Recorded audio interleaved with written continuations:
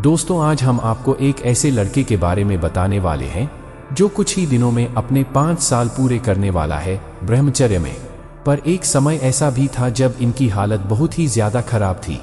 रोज दिन में 3 से 4 बार इनका ब्रह्मचर्य नाश होता था, जिस कारण शरीर में बुढ़ापे के लक्षण देखने लगे।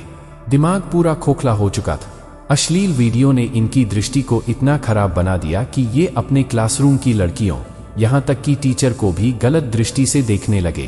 पर जब इन्हें ये पता चला कि कैसे अश्लील चीजें इन्हें बर्बाद कर रही हैं, तब सलूशन के लिए इन्होंने कुछ वीडियो देखे इस पर, जहां लोग ये कहते हैं कि अगर अपने माइंड को रिपेयर करना है, अश्लीलता के बाद दूसरी से जब भी बात करो आंखों में देखकर ही करना, जैसे अपने दोस्तों के साथ करते हो।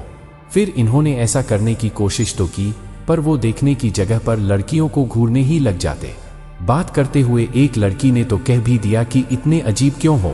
अश्लील चीजें एक लड़के को ऐसे बर्बाद करती है कि वो नॉर्मल होकर किसी स्त्री से बात ही नहीं कर पाता। कॉन्फिडेंस कम होता जाता है, काम वासना बढ़ती जाती है। उसे नजर मिलाकर बात करने में भी ताकत लगानी पड़ती है, क्योंकि वो जानता है अगर कंट्रोल नहीं किया तो आंखें फिर गलत जगह पर देखने लग जाएंगे। यानी वो अपने आप को सुधारने की कोशिश तो कर रहे थे, पर उनका तरीका गलत था।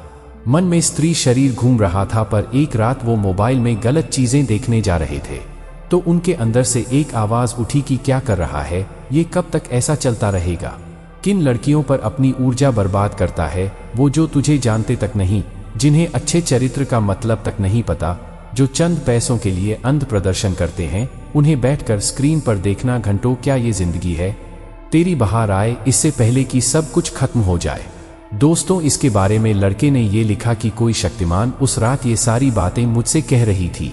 फिर अगले दिन से ही मैंने अपनी जिंदगी का मतलब ढूंढना शुरू कर दिया, और एक समय बाद एक विचार आया मन में कि जैसे एक लड़का अपने लिए चरित्रवान, समझदार और अच्छी लड़की ही चाहता है जिसमें कोई बुरी आदत ना हो, तो ये सारी चीजें तो एक लड़के में यानी मेरे अंदर भी होनी चाहिए। और इस सवाल के बाद समझ आने लगा कि हर लड़के की ये ड्यूटी है अपने लिए, अपने माता पिता और परिवार के लिए, कि वो अपना बेस्ट वर्जन बने, एक लड़के से मर्द बन जाए। सबसे पहली चीज जो भाई ने स्टार्ट कर दी वो है कैलिस्टेनिक्स। अपने बेस को मजबूत किया होम वर्कआउट से, क्योंकि कई साल ब्रह्मचर्य नाश के बाद शरीर जिम के लिए रेडी नहीं रहता, तो बेस मजबूत करना जरूरी हो जाता है। होम वर्कआउट से फिर अपने करियर पे फोकस किया तो अच्छे मार्क्स मिले, लोगों का ध्यान मेरी तरफ आया, सम्मान भी मिला, और कुछ ना कुछ अचीव करते रहना मेरे प्लेजर का सोर्स बन गया। मुझे मजे के लिए अब किसी शरीर को देखने की जरूरत नहीं थी। नॉलेज के पीछे गया तो दूसरे व्यक्ति की नॉलेज ही इंप्रेस कर सकती है, उसका शरीर नहीं। के साथ एक और चीज हुई कि उनका कॉन्फिडेंस बढ़ने लगा। अब नजर मिला के बात करने में कोई परेशानी भी नहीं होती। देखिए, यहाँ पर गोल ये नहीं है कि लड़की उसे बात करना, उनका अट्रैक्शन पाना, बल्कि बिना कोई वासना के, बिना किसी फिल्टर के साथ रहना, अपने आप को मेंटली इतना टफ बना लेना ब्रह्मचर्य में कि कोई सामने से ऑफर करे संबंध बनाने का और आप उसे ना बोल सके।